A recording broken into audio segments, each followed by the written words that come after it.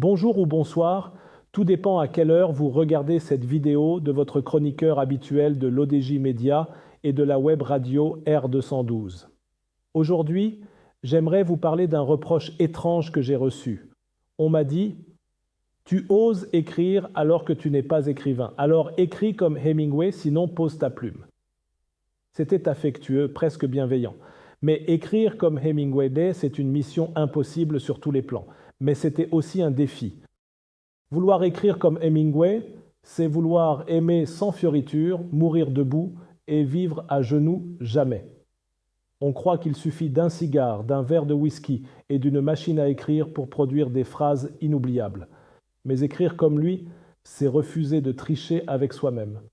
C'est vouloir chasser le lion sans fusil et accepter que parfois c'est le lion qui gagne.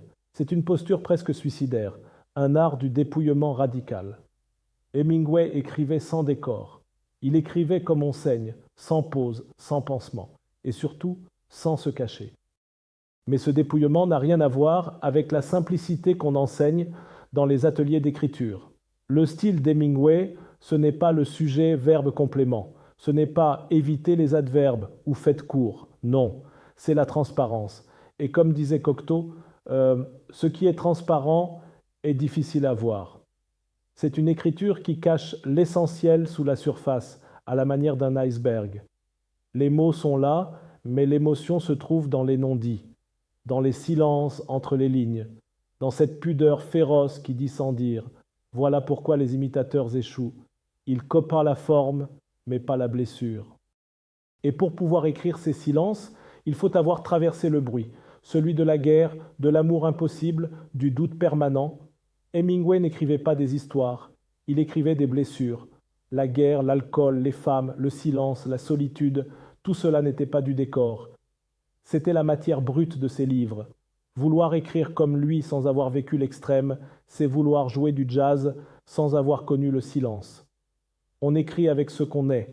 Et nous écrivons souvent pour nous cacher. Lui écrivait pour s'exposer. Il n'avait pas peur d'être nu sur la page. Même quand il tombait face visible. Mais écrire ainsi, c'est aussi prendre le risque de l'échec à chaque ligne.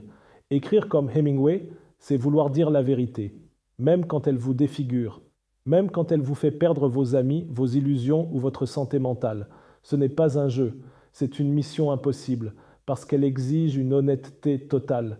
Et aujourd'hui, dans cette époque de filtres, de bavardage et de faux-semblants, c'est peut-être la dernière forme de rébellion qui nous reste. Dire vrai sans détour, sans excuse, sans commentaire. Mais ce courage a un prix, celui de la solitude, de l'incompréhension, parfois de l'oubli, parfois même d'un coup de feu. Alors pourquoi tenter encore cette mission vouée à l'échec? Pourquoi vouloir marcher sur ce fil fragile? Parce que l'essentiel n'est pas d'y arriver, c'est d'essayer. Comme un funambule monte sur le fil, même s'il sait qu'il tombera un jour. Écrire comme Hemingway, ce n'est pas une ambition, c'est un combat, une tentative de dignité, une façon de résister au bavardage ambiant, une manière de dire « je suis là et j'ai quelque chose à dire, même si ça me brûle ».